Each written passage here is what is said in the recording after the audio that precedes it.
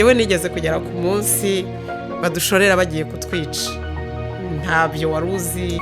Ese birashoboka ko umuntu ashobora gusa nk'ubuzi ibyiringiro? Birashoboka. Ku munota wa nyuma umuririmbyi umwe yaravuze ngo nintumirwa ngiye gupfa, ngo nzagira ibyishimo bitavugwa, ngo nzabona ihirwe ngiye mu ijuru.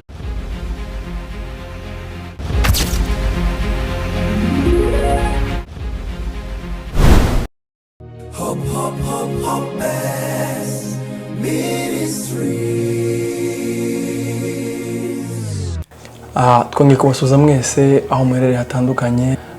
Tubahaye ikaze hano kuri HBM cyangwa se Hope Based Ministries. Nta kindi kituzanye rero ni ya ntego yacu n'ubundi muri Yobu ibice 14 guhera ku murongo wa 7 kugeza ku murongo wa 9. Unashobojwe gukomeza gusoma icyo gice cyose. Tubafitiye undi mushyitsi uyu munsi, ndakurarikira kuza gutega amatwi, kuza kumva intego y'Imana ku buzima bwawe kuri uyu munsi. Ndakuraritse rero ntuze gucikwa, utega amatwi kandi wumve, rizera turuze kugabana iby'Imana tugeneye kuri uyu munsi. Rero ndabakira abo turi kumwe, mpere kuri madame, nguhaye ikaze. Nakira n'umutumirwa wacu uyu munsi none, Pastor Christine, tuguhaye ikaze muri aka kanya. Murakoze cyane, Imana ibahe umugisha. Dushimishijwe cyane kandi dushima Imana kubwo kukubona hano kuri uyu munsi. Dukomeje n'ubundi kurebera hamwe ibintu muri rusange byugarije isi ya none, byugarije abantu batandukanye, no kongera kugarura icyizere mu mitima yamaze gucika intege, imitima yamaze kwiheba, abantu baremerewe cyane. Niki wumva wasangiza iyo mitima muri aka kanya? Kari uzwaga umwanya. Murakoze cyane, nanjye ndabashuhuje abaduteza amatwi mwese, Imana ibahe umugisha. Ndagushimiye cyane kandi cyane kwikaze nziza mu mpaye kugira ngo tuganire n'abantu bari mu mpande enye z'isi kuri iri jambo ryo gusubiza abantu mu ibyiringiro. Icyo mbyumvamo cyane ni ukubanza gutekereza se ubundi abo bantu ikibabuza ibyiringiro cyane cyane ni ikihe. Noneho iyo umaze kumenya impamvu itera icyo kintu, ngewe nawe tw'abakristo uribaza utese umusanzu wanjye muri ibi bintu ni uwuhe.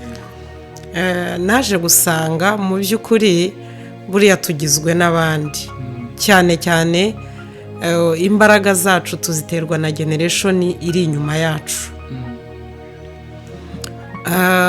Bishatse kuvuga ngo iyi generation yawe uriho nanjye nisanzemo, nitubiba imbuto zo gushyira abandi mu ibyiringiro, iyo generation nayo izakomeza ibi biba mu bandi kugeza ubwo tuzagera ku musaruro ushimishije.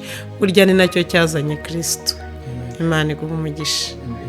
None ukaba ubona nk'amwe nk'abakozi b'Imana, tubareberaho muri byinshi, muri abantu dukurikira umunsi ku munsi, hari umuntu dufite hariya wamenye Imana. Ese birashoboka ko umuntu ashobora gusa nk'ubuzi ibyiringiro? Birashoboka. Uratwika icyo bitubwiraho, uriya utaramenye Imana we bimeze bite? Ese abantu bombi mu gihe bumva babuze icyizere, niki bakora mu gihe nk'icyo ngicyo kimeze gityo? Urakoze.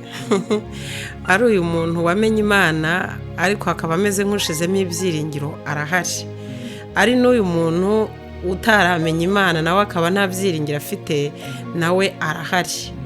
Ikintu rero twe tugomba kumenya, abo bantu bombi, ibyo byiciro byombi biratureba nk'abakristo kandi nk'abakozi b'Imana. Nakubwiye ngo mbere ubanza kureba se ubundi uyu muntu ikimumazemo ibyiringiro ni ikihe. Mu by'ukuri buriya nubwo tuvuga kumenya Imana, ariko kumenya Imana birimo ibyiciro.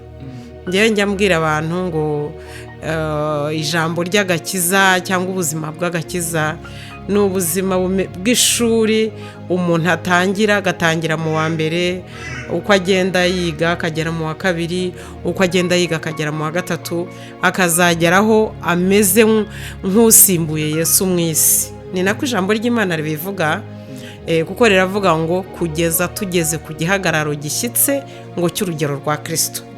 Uyu muntu rero kandi twebwe iyo akenshi y'abantu bari mu rusengero wenda baranatuye barakiriye Yesu nk'umwami n'umukiza, dushaka bose kubakayirana ku rugero rumwe tukagira ngo ni abakristo bageze ku kigero kimwe.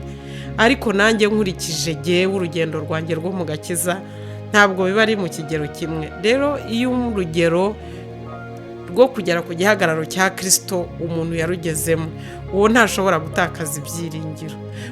Aho niho yo yigeze kugera, aravuga ati yewe kugeza ubwo nzapfa sinzikuraho kuba inyangamugayo, ati kandi gukiranuka kwanjye ndagukomeje, ati ndetse wa Mana wati habe niyo wowe ubwawe wanyica uzasanga nkikwiringiye. Urumva ko yari afite ibyiringiro no kugeza ku munota wa nyuma.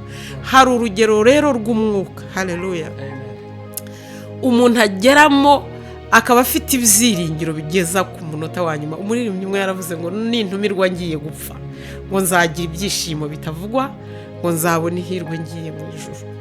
Rero hari urugero rw'umwuka, hari urugero rw'ubukristo umuntu ageramo byanze bikunze ibyiringiro byose bikagaruka.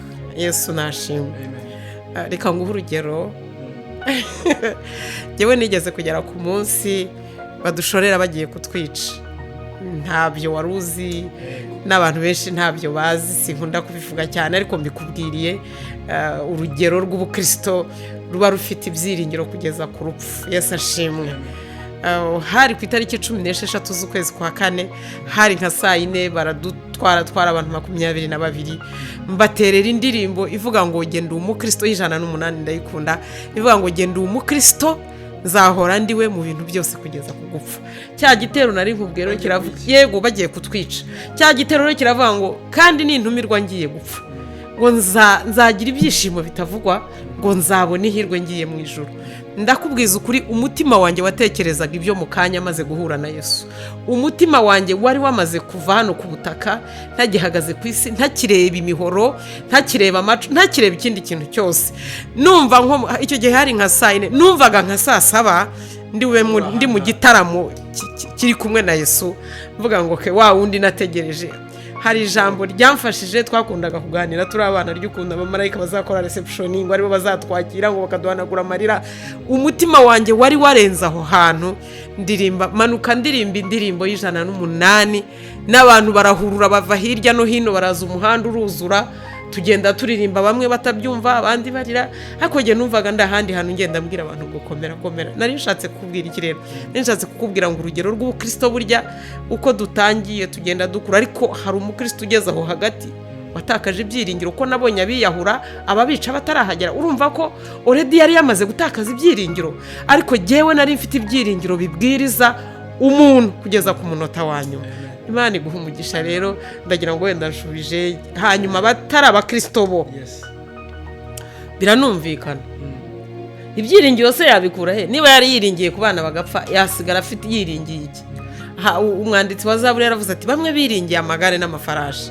Ayo magare si yo bayagonze, ayo mafarashi se iya ariwe cyangwa ishyamba rihiye. Ntumva ko uwo muntu atakaje ibyiringiro.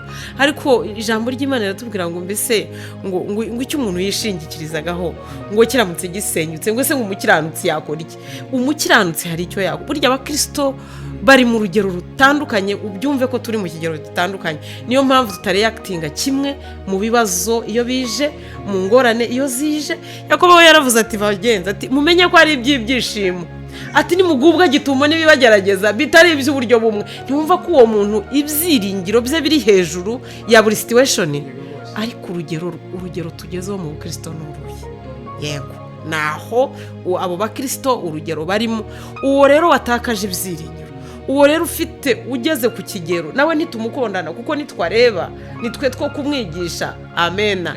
Buriya amatorero menshi bavandimwe yagize abapasteri, yagize abavuga butumwa, ariko ntagira abarimu, ntabwo afite abarimu.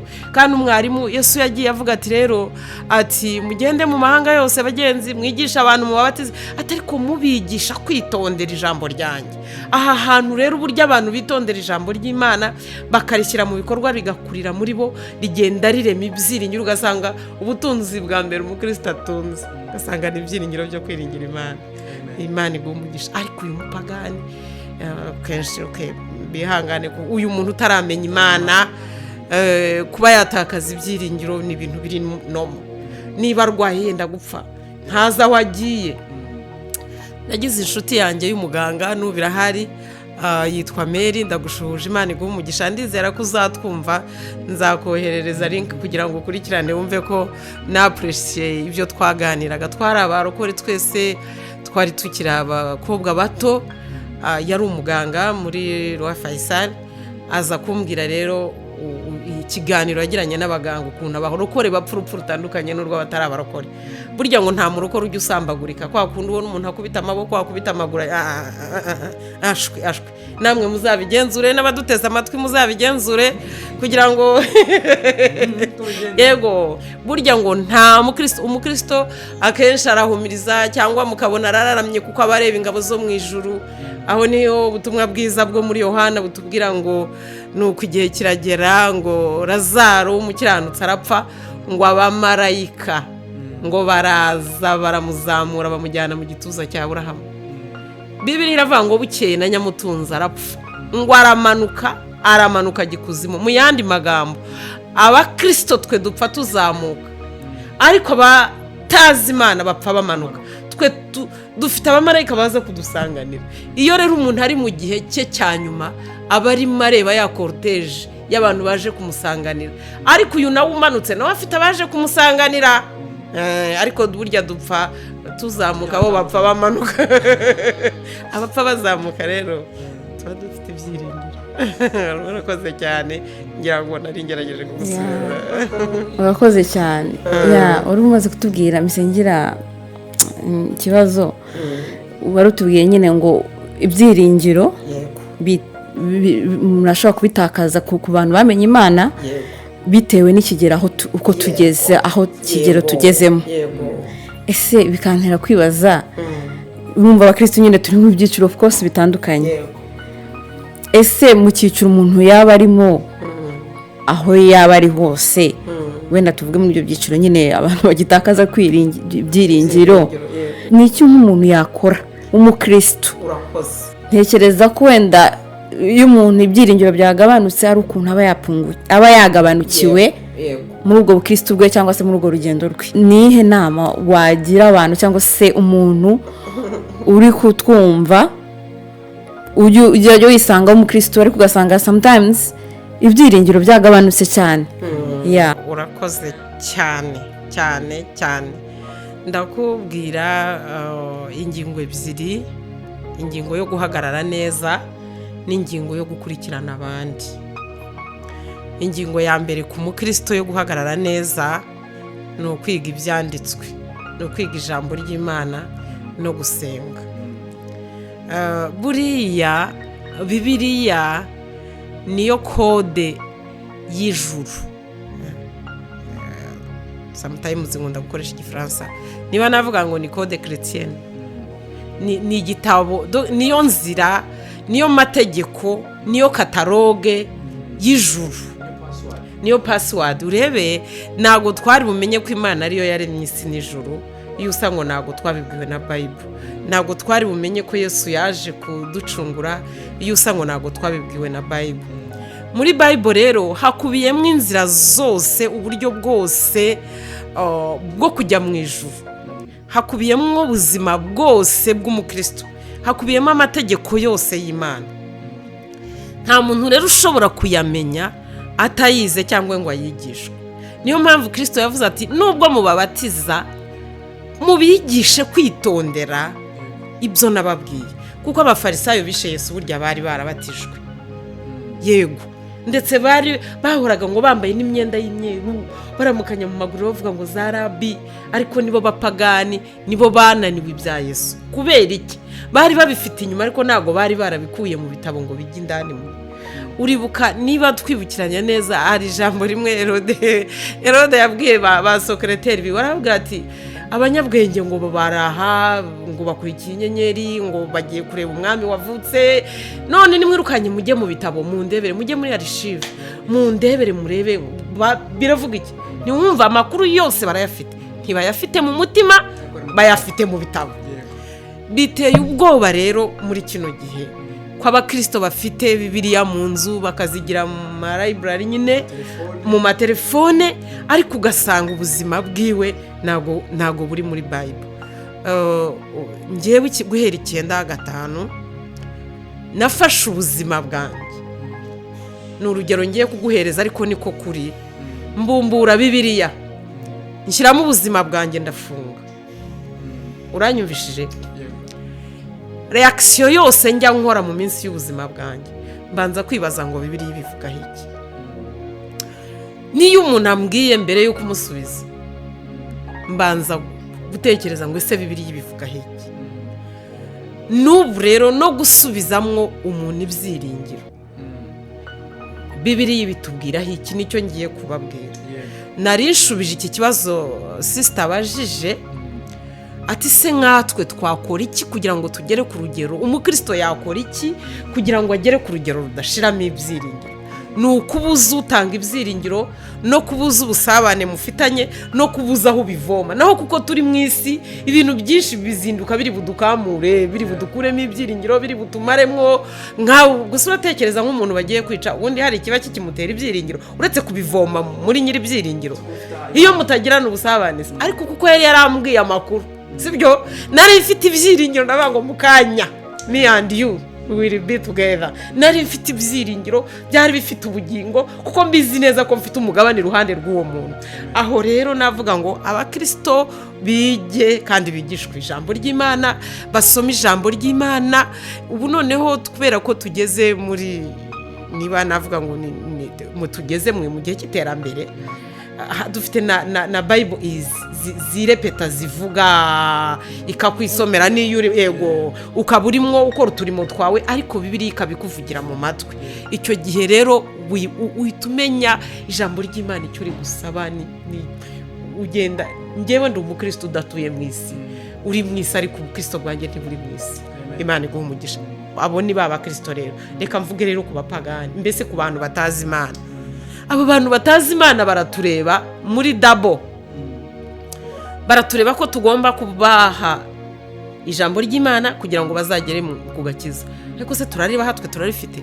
Noneho baratureba no mu buryo bubiri, kureba icyamumazemo ibyiringiro tugahagararana nawe aho hantu tukamufasha, niba ari ibyo adafite tukabitanga. Burya ubukristo ni ugutanga. Amen. Iyi Bibiliya yose iratwigisha ariko igasubiza mu ijambo ryitwa gutanga. Amen. Kubera iki? Bibiliya iravuga ngo kuko Imana yakunze abari mu isi cyane, nayo byatumye itanga umwana wayo w'ikinege kugira ngo iratanga umwizera wese atarimbuka ahubwo ahabwe ubugingo buhoraho. Bigusaba nawe rero kugira icyo utanga. Amen. D'abord ukitanga wowe ubwawe, ugatanga umwanya wawe kuri wa muntu udafite ibyiringiro, ukamenya amakuru ye, ukamugeraho, ukamenya ikimubazemo ibyiringiro. Niba ari umukene ugashaka uburyo umufasha muri ubwo bukene bwiwe. Bwana Yesu asifiwe. Niba ari uburwayi ukamurwaza ukabana nawe. Ngewe si ndi buvuge bangahe, ariko nzi ko mu bantu narwaje mbavuze harimo nabo wamenya. Umusozi wose mbayeho njya menya abakecuru badafite abantu babakurikirana, nkabarwaza igihe kikazagera nkabashyingura, kandi ntago bimbujije kuba, sibyo. Uwo muntu rero niyo muherekeje habe niyo apfuye mbanza aho agiye, mba naramushyizemo ibyiringiro, kuko akenshi ibyiringiro bikeya bishingiye kuko umuntu atekereza ko adafite abamukunda. Muranyumvishije? Iyo dutanze urukundo mu bantu agarura ibyiringiro. Hambere merutse gufasha umugore umwe, yaranejeje mu rugendo rwanjye rwo gukorera Imana. Arambwira ngo Christine, ngo ngaruyemo ibyiringiro, ngo ntabwo narinzi yuko umuntu nkawe ashobora kuntekereza no kunkunda, ngo ariko niba umuntu nkawe ankunda, ngo n'abandi buriya barankunda. Noneho nishyira ku munzani, umuntu nkanjye ni muntu ki wo kugarura ibyiringiro? Umuntu nkanjye ni muntu ki ahubwo wimana urukundo ndwujuje? Niba urukundo rwanjye hari uwo rwakiza, kuki ntakiza isi yose ahubwo? Aho bikomojeho kandi bivuze ni ukuri. Ni ukuri ibyiringiro uko tubiganira kenshi, haba hano mu rugo, haba tugenda twumva neza umumaro w'ibyiringiro. Ubona ko neza ubuzima niho bwicaye. Bariya abantu bafite ibibazo bibiri. Hari umuntu rero utishoboye, kutishobora ubwabyo, nyuma muri iryo jambo nindivuga ndamuraza kumva icyo bivuze.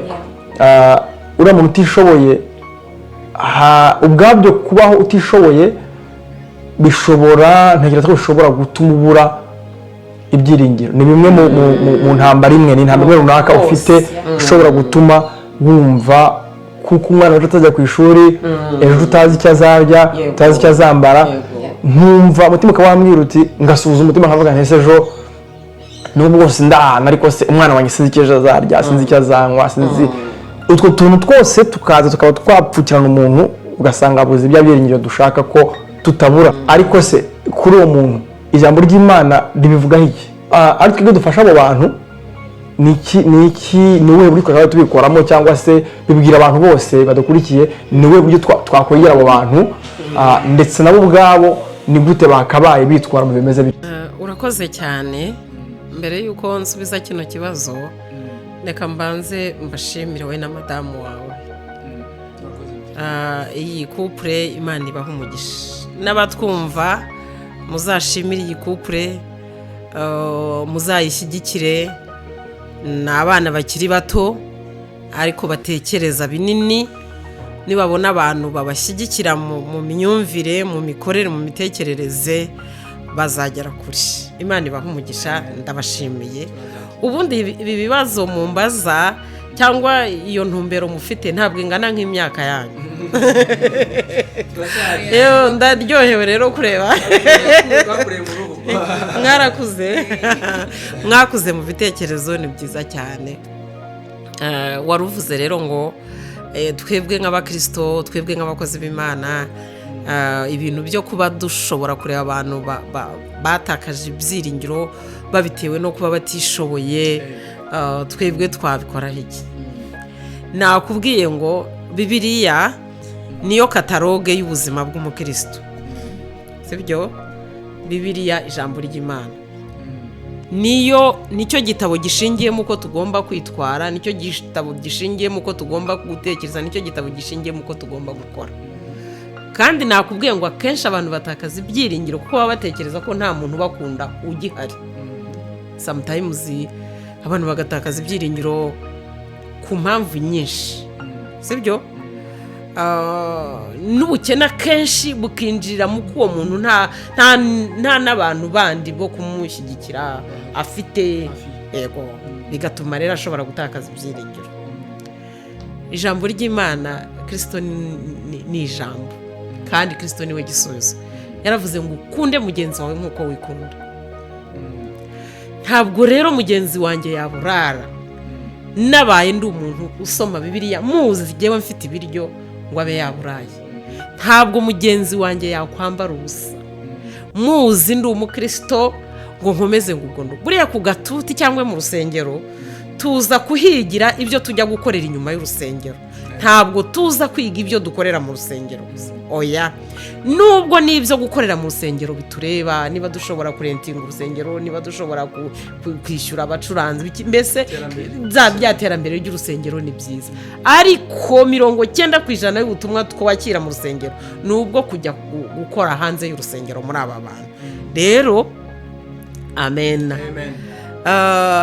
Ijambo ry'Imana ridutegeka gutekereza bagenzi bacu nk'uko twitekereza. Njyewe nakubwiye ngo ubuzima bwanjye buba muri Bibiliya. Icyampa hakaba hari abantu twakuranye bazakurikira iki kiganiro. Amen. Se nakubwira gute? Hari ubwo ndi umukobwa, hari igihe nari mfite inka zingahe, ntabwo zari nyinshi, ariko muri izo nka harimo imwe gusa ikamwa, sibyo? Iyo ngiye ikamwa njyewe amata yayo nayakamiraga abana b'abakene ku musozi. Yego, amata yayo ya mu gitondo ya kumanywa nayakamiraga abana b'abakene ku musozi, hanyuma ya nijoro akaba ariyo natwe dukoresha. Ntabwo twari urabyumva, twe umuntu iyo afite amata aba afite n'ibiryo, kamenya hari ukuntu Imana iba yaguhaye feva yo kugira ibiryo. Kandi icyo gihe abandi bagurishaga amata, kandi sinari mfite amafaranga, nta n'ikindi kintu icyo ari cyo cyose wenda cy'urwishingikirizo nari mfite, ariko nari mfite ijambo ry'Imana, nari nzi amakuru. Uyu munsi tuvugana mu rugo rwanjye hari ijambo ryitwa isahane y'umukene. Wambaza uti isahane y'umukene gute? Mu rugo rwanjye mpaha inshuro imwe mu byumweru 2, sibyo ariko igihe cyose mpagurutse ngiye guhahira abana banjye ndavuga ngo ngomba gushyiraho isahane y'umukene. Tuvuge niba ngiye guhaha ibintu by'amafaranga runaka, ubwo bishatse kuvuga ngo kuri wa mugabane wo kujya guhaha hariho umugabane muto cyangwa wa muntu mbizi neza ko ari umukene. Rero ndashaka kuvuga iki, nawe nanjye b'abarokore cyane cyane abantu bamaze kuba bakuru, ibi bintu dukwiriye kubera iki twifuza support y'abandi bantu. N'ibihugu bikenera support, ibihugu bikennye bikeneye support y'ibihugu by'ibikire kugira ngo bibashe gutera imbere. Ugasanga wenda tuvuge kubera ko ndabizi ko buno butumwa nubwo abantu bumva runo rurimi, ugasanga wenda abantu bakenera abasponsa b'abazungu, ariko wowe kuki utaba sponsor y'umuturanyi wawe, kuki utaba sponsor y'uwo ufite icyo urusha, sibyo se? Kuki dukeneye ko abazungu badobuta abana bacu bakabigisha, wowe kuki utakwadobuta umwana w'umukene ukamwigisha? Amen. Rero gusubizamwe abandi byiringiro, kugira ubuntu mu byo dufite, icyo kintu ni kimwe mu bintu bitanga ubutumwa bwiza kandi bisubizamo abandi byiringiro. Nakubwiye uwo mugore yarambwiye ati niba umuntu nkawa nkunda, ati ubwo wenda afite n'abandi bankunda, kandi uwo muntu ari ku musozi ariko yari yarashizemo ibyiringiro, kandi nanjye sinamutekereje, nzi ko yashizemo ibyiringiro kugeza kuri urwo rugero, ariko niyumvishijemo kugira nk'icyo mukorera ko narebaga ari nk'umukene. Aravuga ati umuntu nkawe niba ntekereza, ati ubwo menye ko hari n'abandi. Niwumva bene ibyo bintu. Ego nigeze kugira umusaza umwe gusa we yari mwene wacu, yari mwene wabo wa mama, noneho nkamukunda cyane. Icyatumaga mukunda, tukiri abana yajyaga aza kudusura mu rugo, bukeye nyine ahura n'ibibazo, intambara imwicira abana, amera nabi, umutima wanjye unyemeza kubana nawe nyine mu buzima bwose. Noneho nkajya njya kumusura nkamubwira ngo ndagukunda, nkamuca inzara, nkamwoza uturenge twe, yagiraga uturenge twiza, nyirarume w'umuntu abana muryohera umva nanubwe. Nuko sinari mfite amafaranga menshi ariko nkamuhaho, nuko bukeye rero ararwara araremba cyane. Njyayo ndamusura, ndamusengera, ndataha. Ntashye nahavuye, abandi bantu baza kumusura, mu minsi mike yaza kwitaba Imana, tugiye gushyingura. Turashyingura, turakora, mbese bya bindi nyine bya bintu byo gushyingura. Abantu baravuga bati uze tukuganirize, ndaza. Ni wowe Christine? Ni njyewe. Ni wowe Cyatemwe? Ni njyewe. Ibyo bintu babivuze no mu gisharagati abo twari kumwe barabyibuka.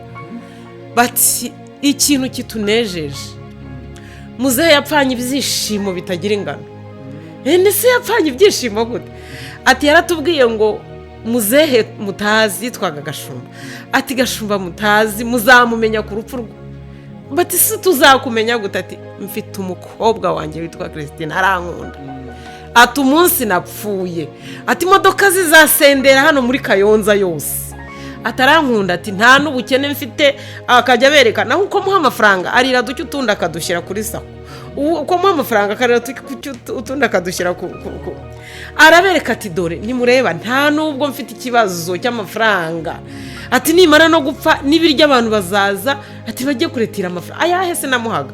Ni ukuri namusigiraga 5,000 by'amanyarwanda, niyo madolari angahe ya hano? Ni amadolari nka 6. Imagine niba waha umuntu amadolari 6 agashobora kumuzamurira ibyiringiro. Urayumvishije? Niki cyatuma tutazamura ibyiringiro byabeje? Imana iguha umugisha. Ni akazi kanjye, ni akazi kawe, ni akazi k'abantu baduteze amatwi. Ukwiriye kureba uruhande rwawe. Mu biganiro najyaga nkora kuri radiyo Umucyo, hababagamo ikiganiro cyiza kivuga ngo umugisha w'umuntu inzira yawo ni muri mugenzi wawe, sibyo? Ubu uyu munsi niba uzi kuvuga Icyongereza, ndahamya ntashidikanya ko atari mama wawe wakikwigishije, sibyo se? Sibyo? Uyu munsi niba sister wacu yambaye agashati keza, ndahamya ntashidikanya ko atari